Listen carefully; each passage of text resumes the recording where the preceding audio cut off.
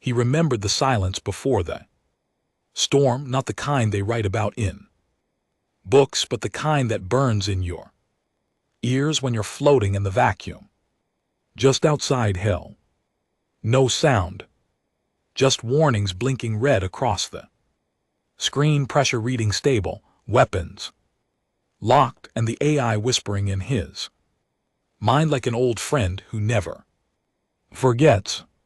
Commander Harlan sat in the black chair of the HMS Vindicator, a warship the size of a small city, forged in Earth's last real war, not the political skirmishes, but the real one when half the planet nearly died.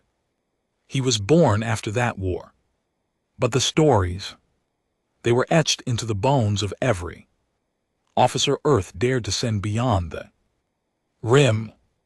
Below, the battlefield flickered on the hollow display. Smoke, chaos, scattered heat signatures. An entire joint force of coalition. Allies torn apart by a single alien offensive. The Savari, they called themselves. Eight-limbed, mind-linked, arrogant as hell. They thought they'd cracked human warfare with their hive tactics. They hadn't met Vindicator yet. Commander, came the voice of his tactical officer, rough and unshaved. More scars than rank. We're 10 clicks above the engagement zone, no anti-ship defenses.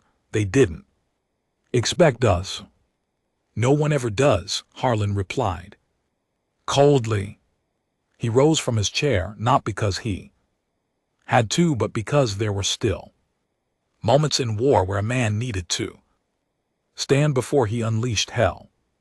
Across the deck, the crew stood ready.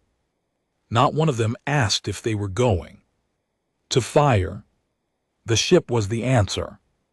Deploy signal burst, old Earth. Frequency. The comms officer raised a brow. We using that message? Harlan nodded. The officer tapped the console and, within seconds, across the Savarine. Command net, a distorted ancient Terran. Voice pierced through their encrypted chatter. It wasn't a threat, not even a warning. It was a recording. This is your only warning. Lay down your arms or be turned into glass.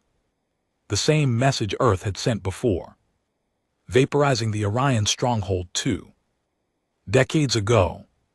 The message no one outside Earth ever forgot. Seconds passed. Then the Savarine opened fire.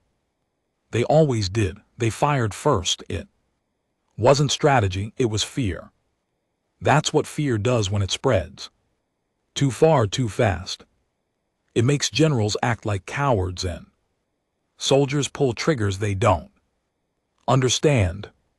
The Savarine opened up with ground-based plasma artillery, anti-orbital disruptors, and what looked like salvaged dark matter cannons stolen from a forgotten skirmish with the Draxi.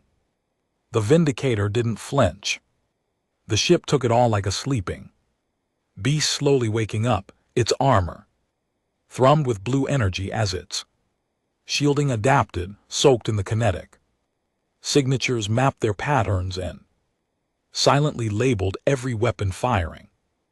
Below as obsolete, Commander Harlan didn't blink. He just stood there, hands clasped behind his back, his eyes watching the storm rage across the hollow map like he was waiting for it to mean something.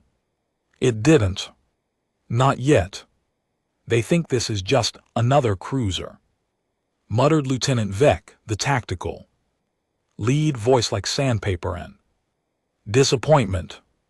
Goddamn idiots. No, Harlan said slowly, turning to the gunner station. They think we'll play by their rules.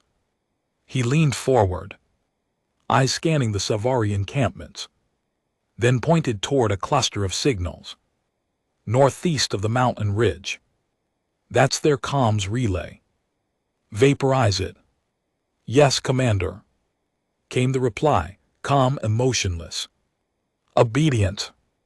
A man who'd pulled this trigger before.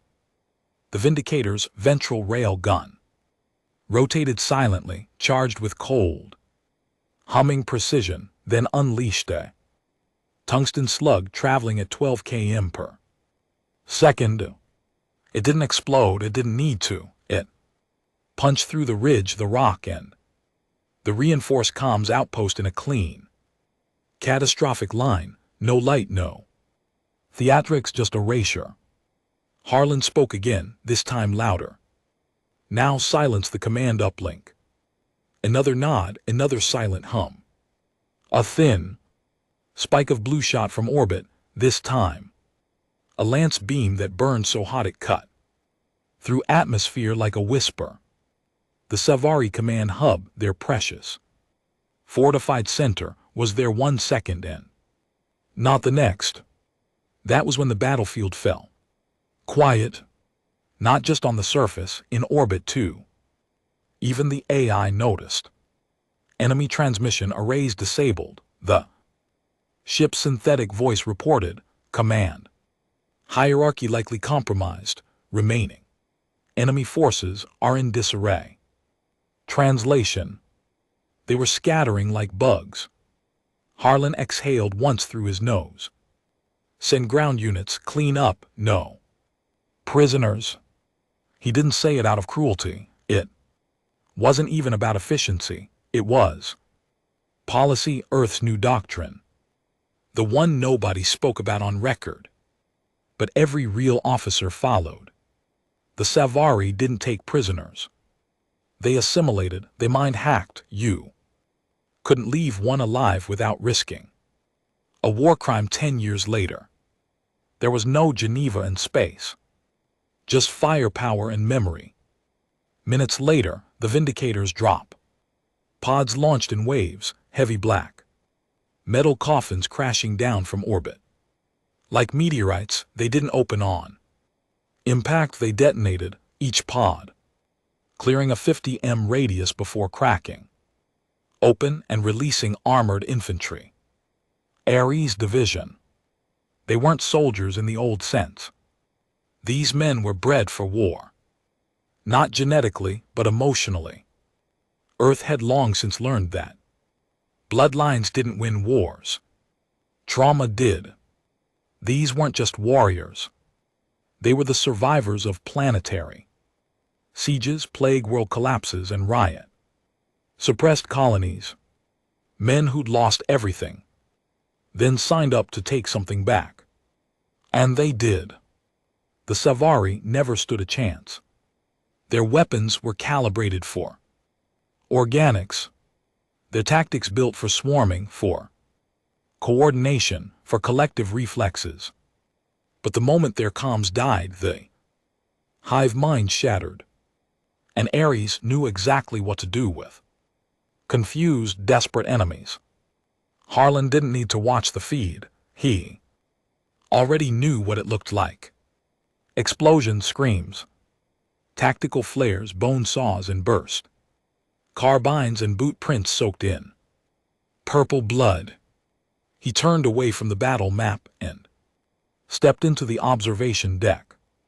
Below, the planet burned. Not completely, but enough to send a message. Controlled destruction, tactical culling, a precision kind of violence. That was Earth's specialty now. Not conquest, not genocide, just reminders. Reminders that we're still here. And we're not playing nice anymore. The door hissed behind him, a shadow followed. It was Captain Dreyer, older. One eye gone, one arm replaced by a carbon steel prosthetic. His uniform still stained from the boarding mission on Vega 12. You didn't flinch once, Dreyer said. Voice low. Not even when they dropped that disruptor volley. I knew they'd miss, Harlan replied. Still, nerves like wire. I don't flinch when I swat flies. Either. Dreyer gave a hollow chuckle, but didn't smile. He leaned against the railing, staring out at the battlefield. one of the Savari frigates tried to lift. Off in the distance, an act of desperation. Within seconds, the Vindicator's anti-air system tore it in. Half mid-flight. No warning shot, just judgment. We used to talk about peace, you know. Dreyer muttered, all that council crap. The summit accords, the unity projects. I remember Harlan said, you were younger then. So were you. They both stood silent for a moment. The quiet hum of the warship thrumming beneath their boots. It was a living thing, this ship, not sentient but aware. Like a predator that understood its handler. You ever feel bad? Dreyer asked. No. Not even when we torch colonies, only if they're human. Dreyer glanced sideways. They weren't always this hostile. The Savari, they used to negotiate trade. Share tech. Then they hacked into the Mars orbit. Grid turned our own satellites into kinetic weapons. That was years ago. They started it, Harlan said flat. We're just making sure they never get the chance to try again. Dreyer didn't argue. He never did when Harlan used that tone, that quiet finality. The kind that said the debate was over. And the sentence already carried out. Just then a soft chime echoed across the deck. Commander, came the AI's voice. Neutral but edged with a synthetic sharpness. We are receiving a distress signal, human origin, civilian code. Broadcasting from Sector D47, Colony. Designation Numero. Harlan turned, his jaw clenched. Slightly. Play it. The signal crackled alive, full of static, distortion, and a woman's voice, breaking through with barely contained panic. Please anyone, we are under siege, not Savari, unknown hostile, heavy losses. They've breached the perimeter. Request immediate evac or support. The message repeated. Then again. And again. Dreyer narrowed his eyes. Numero's 5 light minutes from here, mining colony, right? Yeah, Harlan said slowly. No military presence. Unknown hostiles, Savari proxies. Could be worse, Harlan muttered. Could be the scythe. Dreyer stiffened. They'd all heard the stories. A species so far off the known star charts no one had seen them until the recent raids on isolated outposts. No comms, no diplomacy. Just death. You want to redirect? Dreyer asked. Harlan didn't speak immediately. His mind ticked through the possibilities. The risks, the delays, the command backlash. Then he spoke. Set course, max burn. Dreyer blinked. You're serious? Harlan turned toward him, and for once his voice had steel in it, not cold, not detached, human steel. They're civilians, ours. Dreyer nodded once and turned to relay. The command, the Vindicator's engines, flared to life, and for a moment the battlefield below was forgotten, not forgiven, just finished. The Savari would remember. The galaxy would remember. And whatever was waiting at Numero. It was about to find out why the battlefield falls silent when a human warship descends. The stars outside blurred into streaks of cold light as the Vindicator burned through the void at its maximum sublight threshold. Inside, everything was still except for the quiet preparations of a crew trained to fight at the edge of extinction. Commander Harlan stood in the war room with his senior officers, the holographic map of Numero spinning above the central table. The colony was nothing special. Corporate mining station buried into a Crater on the fourth moon of Cavos Prime. Orbiting a dead gas giant that hadn't seen sunlight in millennia. The place was built cheap, outfitted. Worse, and staffed with laborers who didn't ask questions. It should have been forgotten. But someone remembered. Scan shows intermittent power, VEC. Reported, tapping the glowing grid over the map. Defensive grid is down, outer perimeter. Breached here, here, and here. He pointed at 3 heat blooms around the colony's rim. Places where something or someone had torn through reinforced titanium plating. Like it was wet paper. And no clear idea on hostiles, Harlan asked. None, the AI replied. But I've isolated biosignatures from recovered fragments of the distress. Broadcast, they are not SOVR, they are not any known catalog species within this sector. Could be pirates, Dreyer said from the side. No pirate carves through a colony wall with clean, symmetrical precision. Harlan countered, look at those incursion paths, surgical, purposeful. There was a pause.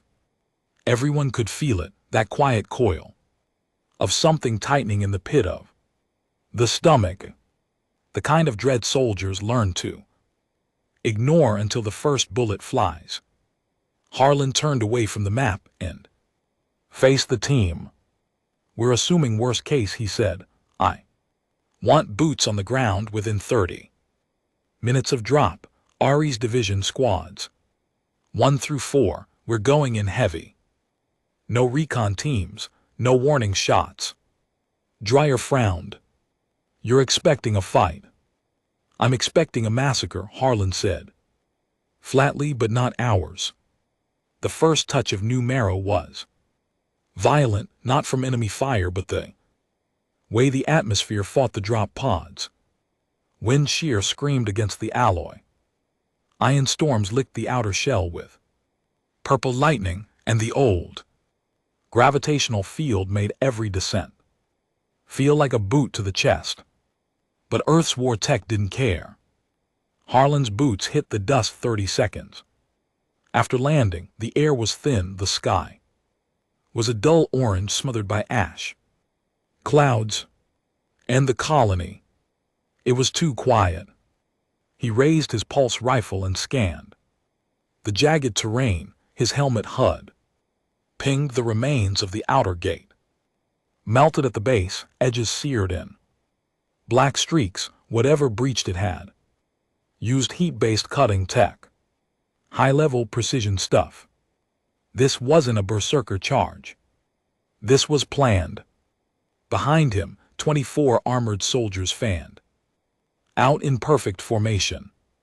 Their armor was matte black, reinforced by kinetic dispersion layers that could take a small explosion and keep walking. Their rifles were calibrated to every species in the region, but none of them knew what they were shooting at yet. Commander, came a voice over comms. We found something. Harlan moved towards the signal. The squad had gathered around the mouth of one of the colony tunnels, wide enough for mining carts now, half collapsed with smoke leaking from the lower levels. In the center, sprawled like discarded meat, lay a human body, or what was left of one. It had been skinned, delicately, almost clinically. No blood, no signs of panic. Just layers of flesh removed in concentric spirals, like a specimen on a lab table.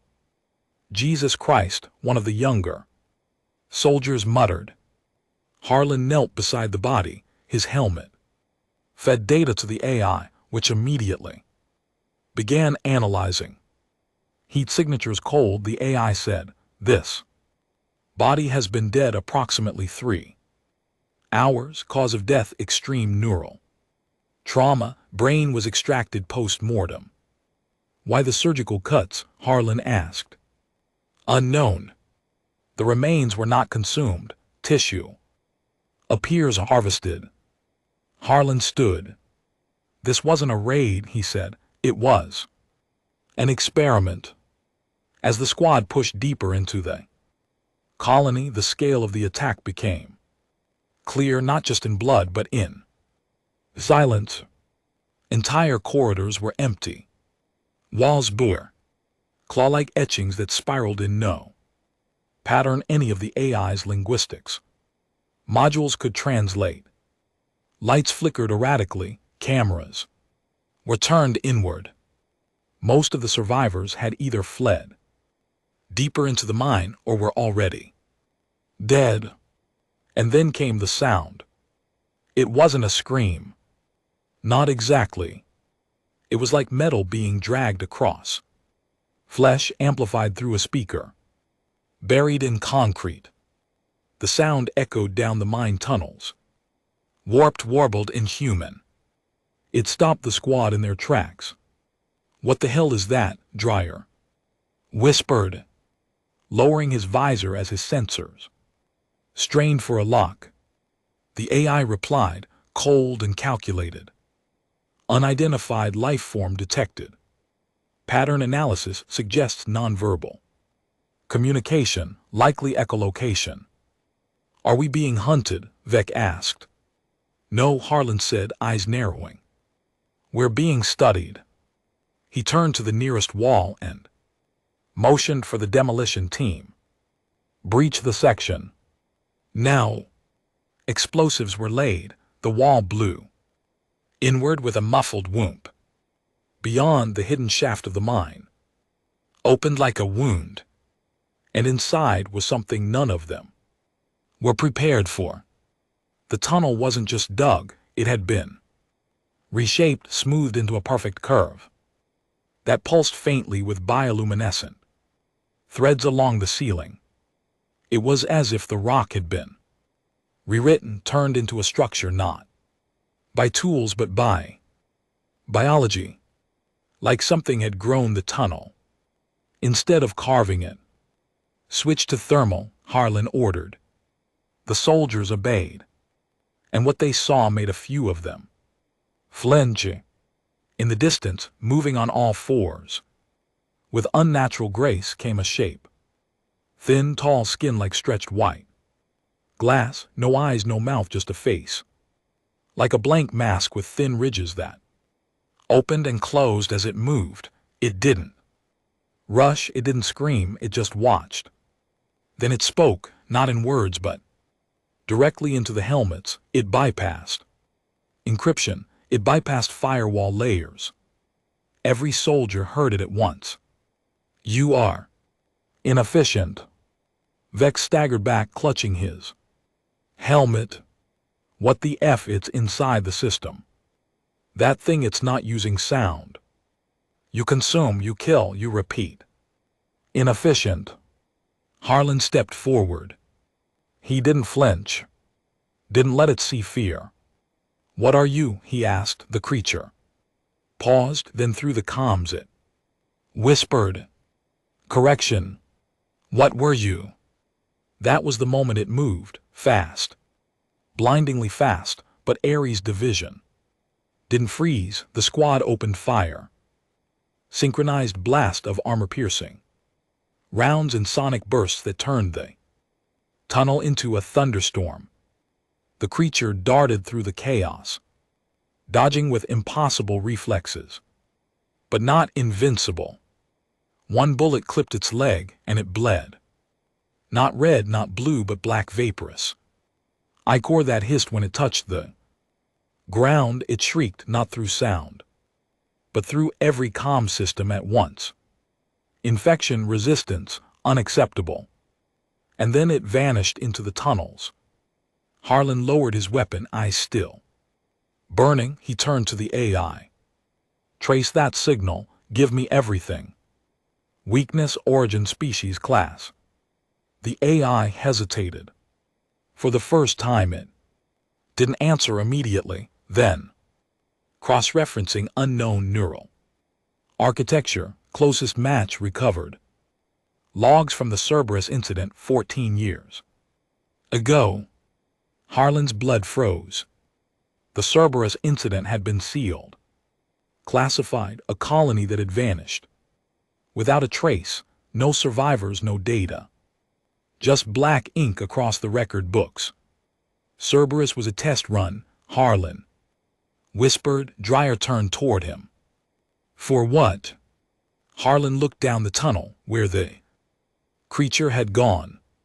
For an invasion we weren't meant to survive. The tunnel dropped into blackness. It wasn't natural black either. This was engineered, thick, heavy, almost alive. The walls had grown slick, like something biological had fused with the rock itself. Ares' division didn't pause. They were trained not to. Harlan led them down the slope with weapons raised, his motion scanner tracking shadows that didn't belong. Behind him, Dreyer muttered, feels like we're walking into the throat of a goddamn beast. That's because we are, Harlan replied. The AI spoke in his ear, voice tight. Updating structural mapping, the mind no longer conforms to original design. Estimated 42% of subterranean grid has been repurposed by unknown force. Repurposed how? Vec asked from behind. Reshaped, integrated, converted. Harlan didn't need more detail. He could see it for himself, the way the tunnel curved unnaturally, how the walls pulsed ever so slightly, and how the deeper they went, the less metal there was. This wasn't a mine anymore. It was a hive, or worse, a lab, and they were inside it. They reached the first chamber. What used to be a storage bay had been turned into a grotesque auditorium. Colonists were mounted along the walls, alive barely, suspended in threads of glowing membrane that pulsed around their torsos and heads. Most of them were unrecognizable. Eyes replaced by crystal-like growths. Jaws surgically removed, skin carved. With glyphs no one could read. One man still twitched. Harlan approached him cautiously, rifle aimed low. The man's mouth had been replaced with a breathing valve, but his eyes were wide. Sane. Too sane. He was aware of everything. Jesus, Dreyer whispered. How the hell is he alive? He shouldn't be, Harlan said grimly. He's been restructured. Then the man looked directly at Harlan and spoke without his mouth. It came over the squad's comms, same frequency the alien used earlier. But this wasn't the alien's voice, it was the man's, fractured, stretched, like it was being dragged across dimensions. It sees through me. The words made Vec flinch. The voice continued, broken and fragmented. We were wrong. It doesn't conquer, it adapts, learns, grows. Every kill makes it smarter. Harlan leaned in. What does it want? The man convulsed, eyes fluttering, then steadied. You. Then his body went still, not dead, just shut off like a switch had been flipped. Then came the footsteps, not from one direction, from all directions. Movement, shouted Vec. 20 contacts, no. 30, they're surrounding. They hit like a wave. Tall, white-limbed creatures poured out of the darkness with impossible speed, slamming into the squad with scythe-like claws and shrieking into the comms, causing static and disorientation. Their movement was fluid, coordinated, not random. This was a test. Harlan fired first, taking down the lead creature with a 3-round burst. Straight through its neck. It didn't fall, it writhed, twisting unnaturally, before collapsing with a hiss of black vapor. Ares held the line, their armor held. Their training took over. The chamber lit up with muzzle flashes, iron bursts, and shouts, but the creatures didn't. Scream they didn't even slow. One soldier, Horik, got dragged down. His scream cut off when one of the things shoved its arm through his helmet, searching for something inside. Harlan moved fast, gunning the creature down before it could finish. Fall back to tunnel choke, he shouted. Now. The squad pulled back under heavy assault, leaving 2 more behind. But Harlan didn't blink. They couldn't afford sentiment. He lobbed a thermal charge into the chamber and turned just as the shockwave lit the tunnel in hellish orange. It bought them seconds. That's all he needed. They regrouped in the next corridor, sealing the door with a blast lock and welding foam. Breathing heavy, Dreyer looked at him. We can't win this in tunnels. No, Harlan agreed. We need to level this entire mine. Det packs won't cut it, Vex said. We'd need orbital support. Harlan nodded slowly. Then we bring down the sky. He tapped his helmet. Vindicator, do you copy? The AI's voice came, warped with interference. Signal degraded but functional. Standing by. We've identified non-Savari hostiles. Extreme threat level, begin prepping. Orbital strike. There was a pause. Targeting locked. But Commander, colony civilians remain unaccounted for. Harlan hesitated. This was the choice. The moment they trained for but prayed never came. He looked at the men, bloodied, quiet. Waiting. We can't save them if we're dead, he said. The colony's already lost. If we don't contain this here, it'll spread. Dreyer looked down. Said nothing. The AI confirmed. Orbital strike will penetrate to sublevel 5, estimated complete. Structural collapse of mine and adjacent sector, estimated civilian fatality rate 94%. Do it, Harlan said. Confirmed. 15 minutes to impact. They started moving again, not to escape. There was nowhere to go. They just had to see it through. Down one more tunnel, then another. Then they found it. A chamber the size of a stadium. In the center, floating inches above the floor, was the source. Not a creature, not a structure, a core. Organic and synthetic, pulsing with energy, embedded with fragments of human tech, helmets, weapons, even calm implants. It was learning, growing, and then it spoke, not in words, in memories. Harlan staggered. He saw flashes, earth on fire, cities torn apart, soldiers screaming, a vision of Earth's last stand, not past, future. It was showing him what it would do. You adapt through trauma, so do we. It was mimicking humanity, feeding off it. Dreyer collapsed beside him, helmet flickering. Commander, won't get out of my head. Then the core opened, a fissure split down the center, revealing a shape. Inside, humanoid but wrong, skinless, faceless, wearing the remnants of a human combat suit. It had been one of them, and now it was something else. Vex screamed. That's a soldier. That's one of ours. No, Harlan whispered. That's what happens when they finish studying us. He raised his rifle and opened fire.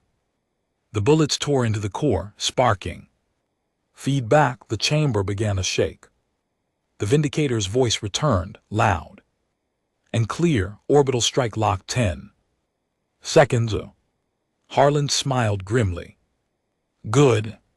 He didn't try to run, neither did his men. They stood in formation, backs to each other, rifles raised. If they were going to die, they'd die like men. Fighting. The first blast tore the ceiling apart. The last thing Harlan saw was the sky breaking open in white-hot fire, and the core screaming in pure, raw rage. Then everything went silent. The blast should have killed them. By all logic, there was no reason anyone in that pit should have survived, not after a direct orbital lance from the Vindicator, not buried that deep underground, not standing just meters from the core of a species that wasn't supposed to exist. And yet, Commander Harlan woke up breathing. Barely. The air was molten ash. His helmet's internal filters had long since failed, leaving only a sick, metallic taste in the back of his throat. His HUD was flickering red. Power reserves critical. Armor integrity 18%. Vitals spiking. He didn't remember blacking out. Didn't even remember hitting the ground. All he could feel was pain, not sharp, not local, just everywhere. Like his entire body had been flayed and put back together wrong. He rolled over with a grunt, pushing himself onto his side. Everything around him was rubble. Carbon steel beams twisted like twine. Melted rock fused into glass, body parts, and gear scattered like toys across a child's war zone. Harlan to Vindicator, he rasped, "No." Response. Commander Harlan to any unit, Ares. Division, respond. Nothing but static. Then a cough, low, wet, human. Harlan turned toward the sound and saw Dryer, or what was left of him, crawling from under a collapsed support girder, his arm hanging at an unnatural angle. Face half burnt, visor cracked open. "Son of a bitch," Dryer wheezed. "I thought we were vapor." "You were close," Harlan said, forcing himself to his feet. 3 others had survived, barely. Vec was among them, limping, one eye sealed shut with blood. 2 other soldiers from Squad 2, unrecognizable beneath soot-caked armor. One missing a leg, the other twitching from concussion shock. That was it. 25 men dropped into that mine. 5 crawled out. And the mine gone. The core chamber had been completely collapsed, vaporized by the lance strike. The walls no longer pulsed, no longer whispered. There was no movement, no strange energy signature, no voices in the comms, just the silence of scorched rock. "I need a sitrep," Harlan ordered, staggering towards the remains of the uplink console. Vec collapsed beside him. "Nothing's working. Comms are fried, no signal, no drone feed. We're in blackout. We're cut off," Dryer added, "and if the ship thinks we're dead, it won't send recovery," Harlan finished grimly. He looked up through the fissure. Overhead, a jagged, half-collapsed tunnel where the lance beam had carved through the mine and into the planets. Crust. Far above, barely visible, was a glimmer of sky. Their only way out. "Climb," he said. Vex stared at him. "You serious? You want to wait here for another one of those things to crawl out of a crack? They're dead. You saw that core?" "No." Harlan interrupted. "I saw it get hit. I didn't see it die." That shut everyone up, because deep down, they all knew nothing that intelligent goes down in one strike.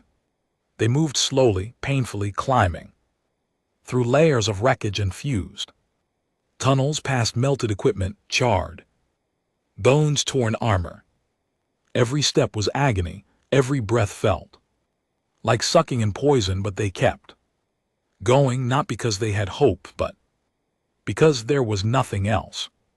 Survival was a habit, not a virtue. It took them almost 2 hours to reach the surface. When they did, the sun had already shifted across the alien sky, casting a sickly orange glow over what used to be Numero. Now it looked like a scar. Half the colony was gone, vaporized. The rest was slag, still smoldering, the crater where the mine used to be yawning. Like a pit into hell. Structures were flattened, vehicles melted, the landing pads were nothing but warped craters of blackened metal. No survivors, at least none walking. Dreyer scanned the horizon. You think the ship even knows we're alive? Depends how much of our beacons are intact, Harlan muttered, checking his wrist. The beacon was online barely. Power at 9%, enough for a shore train. Burst, he tapped the distress code and sent it 5 times. Now we wait. Vec dropped to the ground beside him, panting hard. I'm not sure if this counts as victory, he said bitterly. It counts, Harlan said. Vec looked at him. All those civilians, all those people. We didn't save a single one. No, Harlan admitted. But we kept something worse from getting off-world. Did we? Dreyer asked. That silence came again, the kind no one liked. Then movement. Vec raised his rifle. You see that? Across the ash field near the ruined entrance to what had been the generator tower, a figure moved. Slow, limping, human. Hold fire, Harlan said quickly, raising a hand. The figure came closer, dragging one foot behind them. Armor torn, helmet cracked, but unmistakably Earth tech. Friendlies, Vec called out. Then the figure raised its head, and Harlan saw the eyes. They weren't eyes. They were voids, empty sockets filled with thin white filaments pulsing faintly with light. The thing smiled, and then it opened its mouth, wider than it should have, jaw cracking unnaturally. The voice that came out wasn't human. We learn. You burn. We return. The creature collapsed, convulsing as if seizing, and then exploded in a spray of black vapor that hissed into the air. Instantly dispersing, the wind carried it westward. Dreyer cursed. What the hell was that? A carrier, Harlan said, a message. To who? Vec asked. To us. No one spoke. The wind howled over the crater, the ash kept falling, and in the far distance, a low rumble echoed too distant to be natural, like something huge moving beneath the surface. Harlan activated his beacon again, sent the code again. Just before it died, a single green light flashed. Signal received, the AI's voice crackled through the static. Then silence. And then the sky opened. The Vindicator broke orbit like a god, returning from exile, its engines lighting up the upper atmosphere as it descended directly over the colony. No words, no questions, just presence. Harlan stood, blood drying across his chest plate, bones aching. They're going to ask what happened, Vic muttered. Yeah. What do we tell them? Harlan looked out across the ruins, toward the place where the core had been, the place it might still be. He said nothing, because the truth was simple. They didn't win. They just bought time. The med bay on the Vindicator was silent, except for the faint hum of life support systems and the occasional click of diagnostics. The lights were dim, the atmosphere clinical. Harlan sat on the edge of the medical table, stripped of his armor, wrapped in surgical gel patches and trauma mesh. His skin was blackened around the edges of his ribs, left ear gone. Hands shaking, not from pain, but something worse. The AI had called it psychoneural feedback trauma. Harlan called it what it really was. Contamination. He'd felt the thing. When the core opened, it had poured into his thoughts, pried into his memories, touched parts of him that even he didn't visit. And now, it hadn't entirely left. Across from him, behind the reinforced glass of a containment field, lay the others, Dreyervik and the two Aries. Survivors. They were sedated, their vitals stable. But Harlan noticed something none of the med officers had. They didn't dream. Since waking, Harlan had overheard every monitor, every brainwave feed. No REM. No fluctuation, no subconscious activity, just emptiness. They weren't asleep. They were dormant. That thought dug into his skull and refused to leave. The door hissed open behind him. He didn't turn. He already knew who it was. Admiral Roth. The old man walked with authority that could crush planets, tall, lean hair. White as bone, his uniform was untouched by the battlefield, but his eyes had seen more war than most soldiers buried on Earth. Harlan had once respected him. Now he wasn't sure. You should be in a region pod, Roth said bluntly. I'm not done bleeding yet, Harlan replied, staring through the glass. Roth folded his hands behind his back. I've read the preliminary logs. If even half of what you recorded is accurate, this isn't just a species, it's a calculated weapon, adaptive, invasive, and parasitic. Harlan didn't answer. I need to know, Roth continued. Is the core destroyed? Harlan slowly turned his head. I don't know. Roth's jaw tightened. You fired a full lance strike into the mine, and we were still alive, Harlan said quietly. That should tell you something. The Admiral stepped forward, voice hard. You're implying it survived. I'm saying we didn't win, we just stopped it from spreading. For now. Silence stretched between them. Then Roth pulled up a data pad and slid it across the table. You're being pulled from command. Medical quarantine. Harlan's eyes narrowed. You think I'm infected? We don't know what the hell that thing was. You spoke to it, you heard it in your head. I didn't invite it in. Doesn't matter.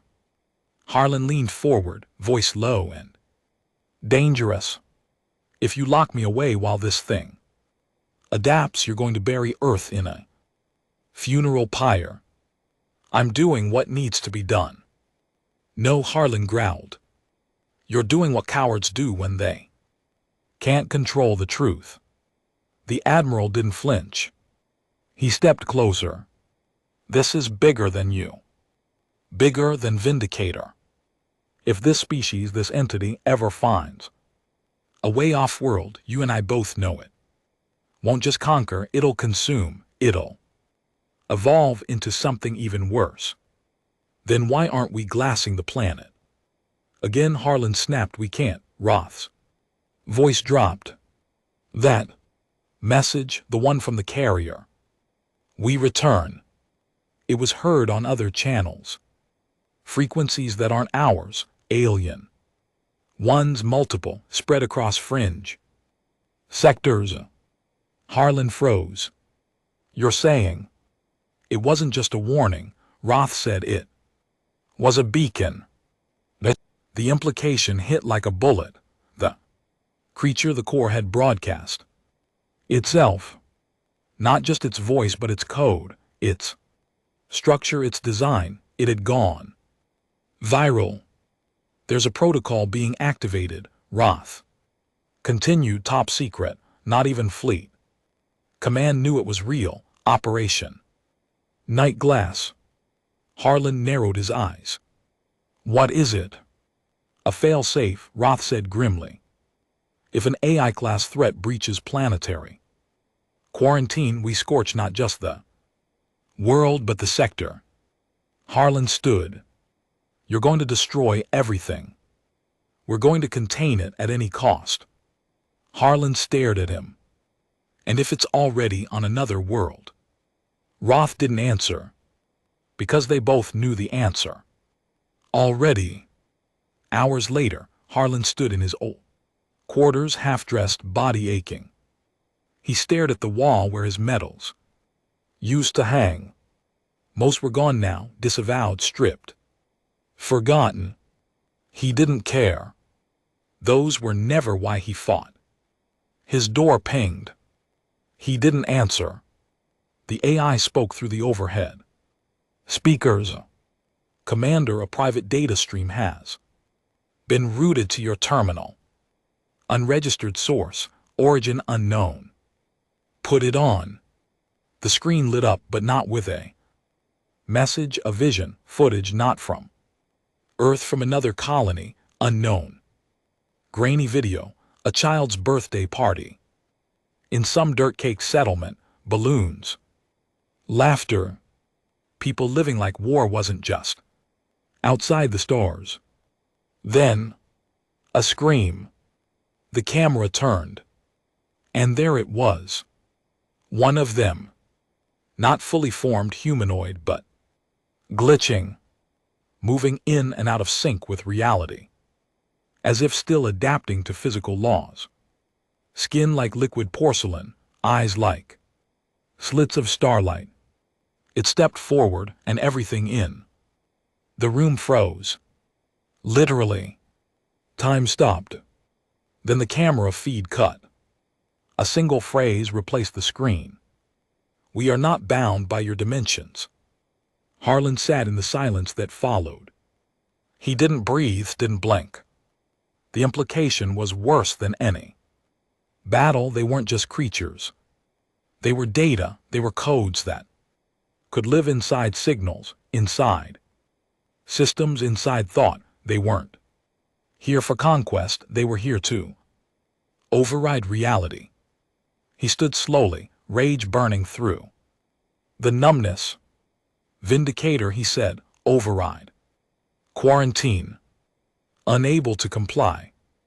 I'm activating Ghost Protocol 1. I am invoking Rogue Command.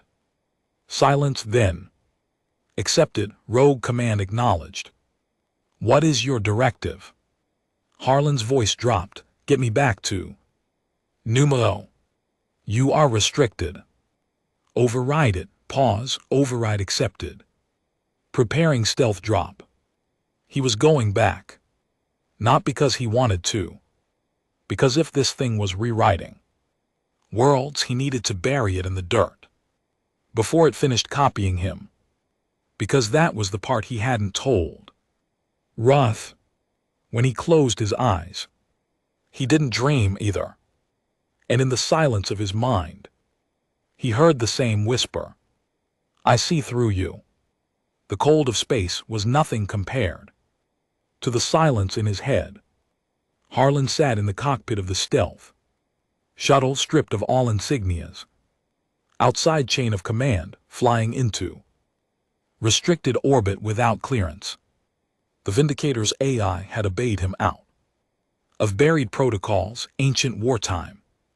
Overrides written before politics ruled. Strategy. Rogue Command wasn't supposed to be used anymore. It was a relic of Black Ops War's Earth. Denied ever happened. But this wasn't politics, this was survival. He stared at the rapidly approaching dead moon of Numero. Even from high orbit, the destruction was visible. Crater where the colony once stood. Smoke still curling from beneath its broken skin. Vindicator had glassed it. By all standards, there should have been nothing left. But something was still breathing down there. Not in the air, not in the soil. In the signal. Harlan knew because he still felt it. That presence.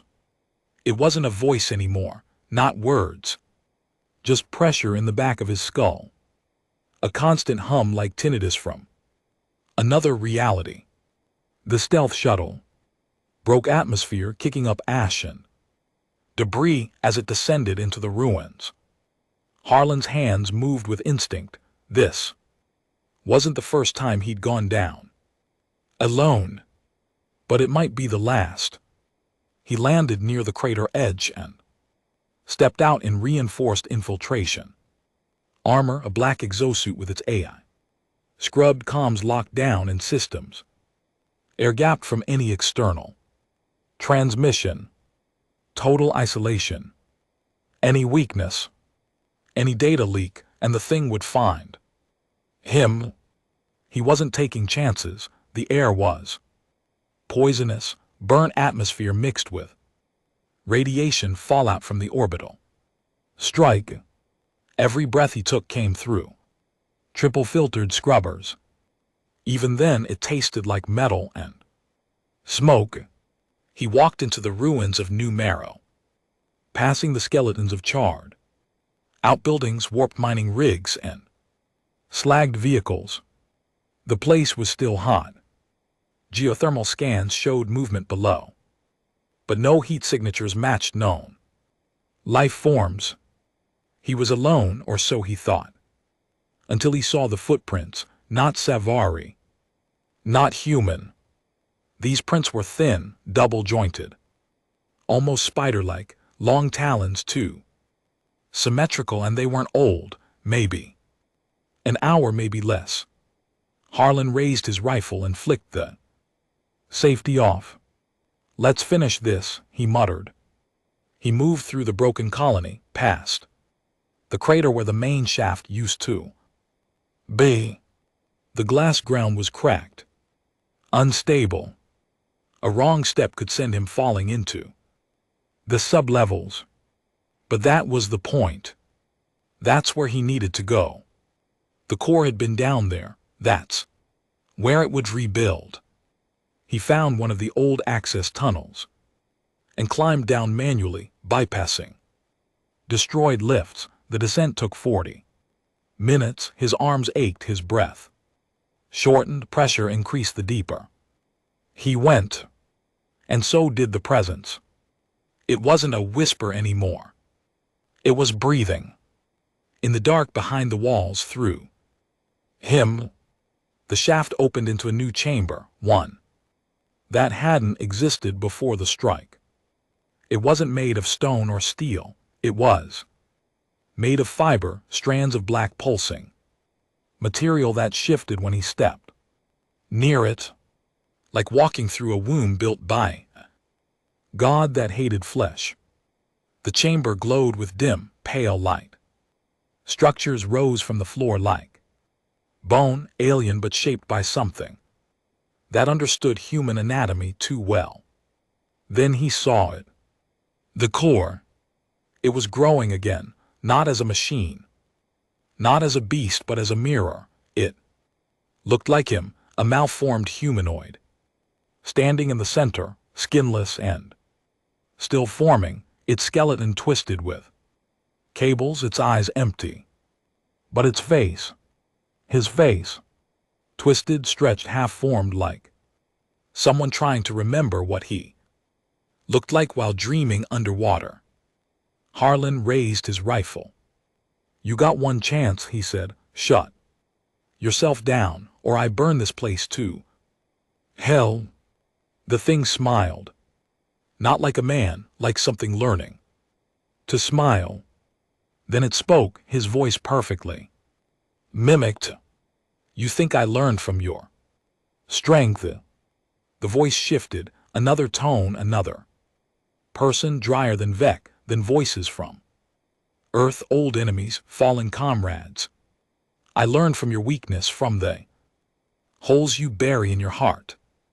Harlan opened fire, a full clip of thermite rounds slammed into the creature's chest, blew out its spine, ripped through its torso. But it didn't fall, it split. 2 more limbs unfolded from its back, turning into jointed arms, and it grew. In seconds, it was 8 ft tall. human-shaped only in the vaguest sense. Eyes now black voids with flickers of white behind them like starlight. Trapped in oil. You can't kill what exists in thought.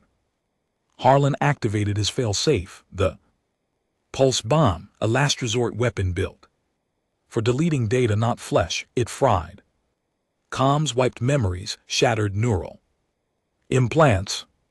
The pulse went off. The chamber screamed, the walls convulsed, the creature roared, its voice split into multiple frequencies at once, glitching like broken code. Harlan charged through the chaos, planted 3 shaped charges at the core's feet, and armed them for full yield. 5-second timer. As he turned to run, the creature lunged. It didn't move through space, it folded it, one blink, and it was in front of him. It didn't attack, it touched his helmet and whispered one last time, "You're not the first Harlan I've killed." Then the blast triggered. He didn't remember how he got out. 1 second he was screaming into fire, lungs imploding, suit cracked.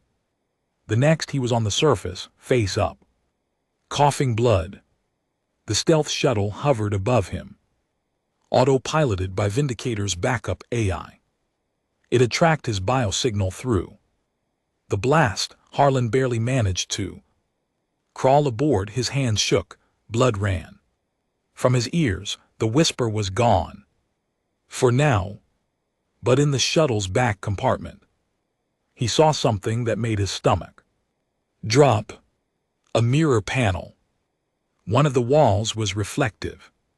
The glass shimmered, and as he stared into it, he saw his reflection blink out of sync. Just once. A glitch barely noticeable. But he saw it. He wasn't alone anymore. They ran every scan they had, every test, every protocol. Vindicator's med deck was on full lockdown. Harlan was suspended in a magnetic stasis rig, arms clamped above his head, neural dampeners pulsing through his skull. They'd sedated him, tagged his blood, scanned his brain, interrogated his memories, and still, they found nothing technically wrong.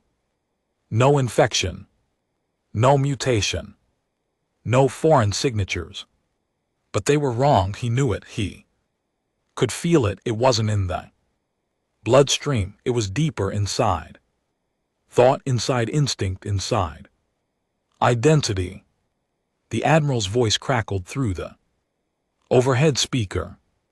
You are to remain in isolation indefinitely. Harlan didn't answer. He hadn't spoken since the shuttle brought him back, not to Roth, not to the AI, not even to himself. The Vindicator had purged its systems. After receiving him, standard fail-safe protocol wiped everything down to core code. The ship was effectively blind now, operating on manual. And yet, Roth didn't send him to a research lab. He didn't order termination. He was afraid. He wanted to observe, to see what came next. Harlan stared through the transparent wall of the cell. On the other side sat a reinforced glass panel, and behind that panel, himself, his own reflection. It blinked in sync. This time. But last night it hadn't. Last night it had smiled. He heard movement behind the walls, not physical, not real, but something waking. Inside the ship, not in the engines, not in the wires, in the memory. That's how it worked, didn't it? It didn't conquer. Like a virus, it inhabited, it imitated. And now, it was wearing him, not fully. Not yet. But piece by piece. Thought by thought. He remembered what it said. You're not the first Harlan I've killed. Which meant somewhere, some version of him had already fallen, already cracked, already been absorbed, copied. corrupted, and if that version had made it off-world, then it was already too late. But this wasn't that version, not yet. 3 days passed. Harlan didn't eat, didn't sleep, didn't talk. On the 4th day, Dryer visited. They let him in full armor, helmet, sealed pulse rifle slung across his chest like a man visiting a rabid dog in a cage. He sat across from the glass, said nothing at first, then, "You in there, boss?" Harlan didn't blink. "I read the logs," Dryer said. "I saw the footage, what you did down there, hell. I don't know how you crawled out alive." Still no response. Dryer leaned forward, eyes heavy. "Vex dead, never woke up, other two. They're not there anymore. Vitals are fine, but their brains are just quiet. No dreams, no fear, no anything." He paused. "I think you brought something back, even if it's just the silence." That made Harlan look up. Not speak, just look. And in that glance, Dryer saw it, that spark, that flicker of something behind the eyes, not intelligence, not consciousness, something else. Observation. Dryer stood quickly. "They want to destroy the planet," he said. "Roth's lobbying for full sector sterilization. You know what that means. Not just new marrow, everything in a 10-light-year radius, colonies, outposts, civilians." Harlan blinked once. "And you know what?" Dryer said bitterly. "I think he's right." He walked to the door, paused. "I just hope you're still in there long enough to agree with him." Then he was gone. That night the Vindicator lost main power. For 6 minutes the lights went out. For 6 minutes the ship went quiet. And for 6 minutes every crew member dreamed the same dream. They stood on a hill, looking down at the ruins of a city that hadn't been built yet. The sky was white. The sun was black. And Harlan stood in the center looking up at them, smiling. When the power came back, the logs were clean, no memory of failure, no damage reports. But the dream remained. Admiral Roth issued the order, Operation Nightglass, Sterilization Fleet 6. Dreadnoughts, payload 48 antimatter. Warheads, objective, erase the entire sector. It wasn't sanctioned by EarthGov. It didn't need to be. Black protocols didn't ask permission. They simply removed threats. Harlan was to be terminated after the strike, not publicly, quietly. A systems failure, oxygen deprivation, a slow death with no record. The ship's AI reinitialized its command hierarchy. Dryer received the execution order. Personally, he didn't blink, didn't hesitate. He just walked toward the cell block. And when he arrived, the cell was empty. Alarms screamed. Lockdown engaged. But it was already too late. Harlan wasn't in the cell, wasn't on the security grid, wasn't even in the system, because he had never left. The copy had the glitch, the whisper, the reflection. The real Harlan, or what remained of him, was still inside, somewhere between mind and machine, somewhere the AI couldn't reach. He moved through the Vindicator like a ghost. Doors didn't open for him. They forgot they were closed. Guns didn't aim at him. They forgot they existed. He walked into the reactor core, eyes black as glass, mouth sealed, skin pale and twitching with threads of white beneath it.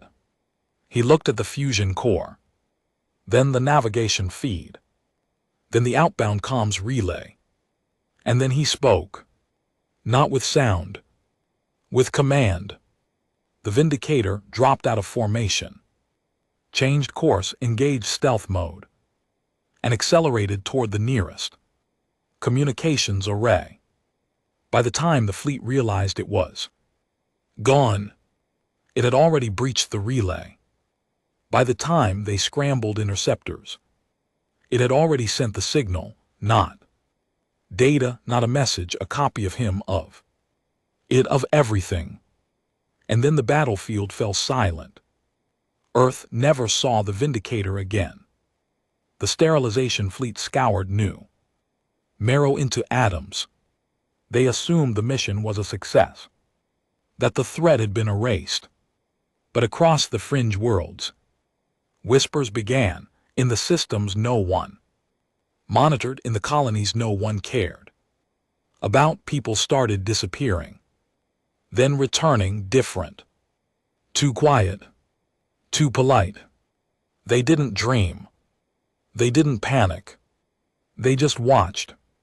And when asked where they'd been, they answered with one phrase: "We adapt." Final words. They never saw the war coming, because by the time they looked up, they were already speaking its language.